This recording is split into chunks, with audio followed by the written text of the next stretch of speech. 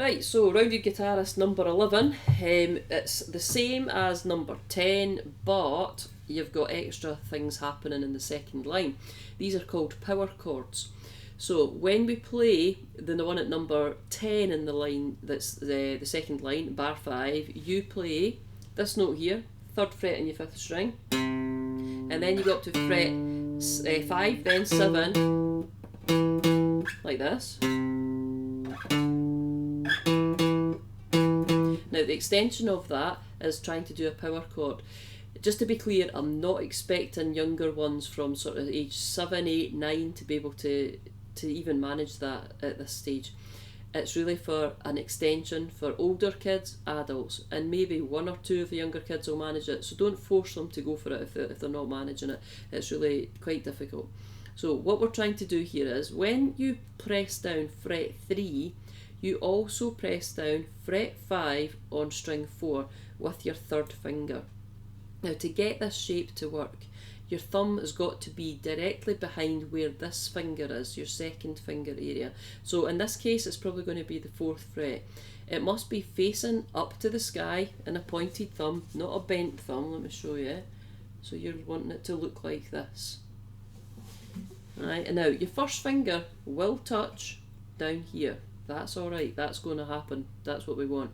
But the 2 fingers should be aiming, this finger goes in this way a bit, this finger goes in this way a little bit.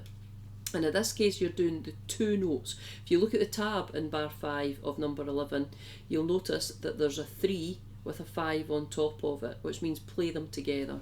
So you play them together, you put your pick facing up towards your nose, because you need to get through 2 strings. You want to support this hand here, so hold on to the 2, probably like string 1, and you're going to play the 2 together. And you've got to try and get a clean sound. Now if your fingers are about here, you'll get this buzzy sound. Move them along and you'll get a much better sound. So that's when it's at fret 3, you've got the 5 down. It's always down a string for a power chord, miss a fret. So it goes here, and then the next one says 5 and 7, so you move it along, keep the shape, stay connected to the strings, don't go like this, lift it off and replace your fingers. Keep the shape that you've made and drag it along so that you're at 5 and 7. So you're going to play these 2 together, and then it moves along again to 7 and 9. So it goes like this. 2, 4, 8. Okay, so that's what it sounds like. So is there anything else we need to tell you about this? Oh yeah, let's look at the chord symbols above those notes actually. You'll notice that in bar 5 there are chord symbols that says C5, D5 and E5. These are the names of the power chords that you're actually playing. So you remember when you played this chord, it was called E minor. Well, when you play these 2 notes together, this note here actually itself is called C. With this note, with it, it's called C5. And when you move it along, it's called D5 to fret 5. When you move to fret 7, it's called E5. There's a lot of technical stuff behind why it's called what it's called. Might be confusing. I'll explain a wee bit of it just now, but don't worry if it goes a bit like right over the top of your head, because it's going to be mentioned about 1,000,000 times anyway after this. So this note is called C. This one is called G. If I go through my alphabet and start with C as number 1, it goes C, D, E, F, G. So G is number 5, and that is why it's called C5, because what you're playing here is C is number 1, this is number 5, you're playing what they call a fifth, an interval of a fifth. So it's when you've got notes that are 5 notes apart. So it goes C and G, and then here the next one, well, this note with my first finger is actually a D. If I got my alphabet, now remember the musical alphabet finishes on G, then goes to A. So hang on, so we're D. D, E, F, G, A. So this note's a D, this note's an A. But together, collectively, they're called D5. And if I go along to the 7 and the 9, you'll find that this one is E, and this one is a B.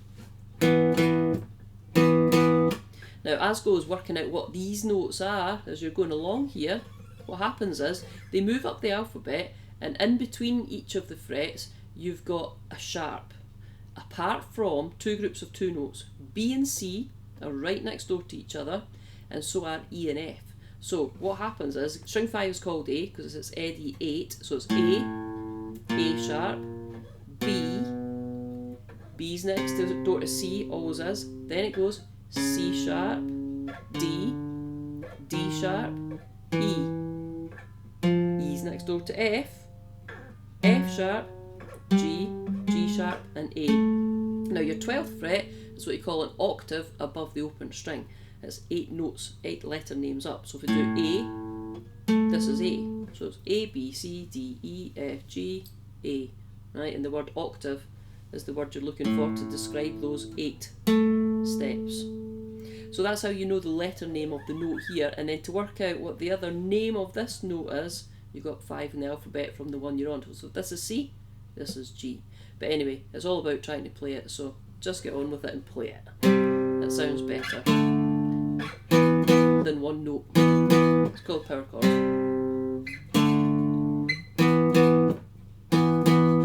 Happy playing, enjoy yourself, ask me any questions in the comments below or go to guitar-teacher-falkirk.co.uk and there'll be a contact page on there. Just ping me a message, ask me anything you want to know and get in touch. Don't be shy. See you later. Enjoy your practice.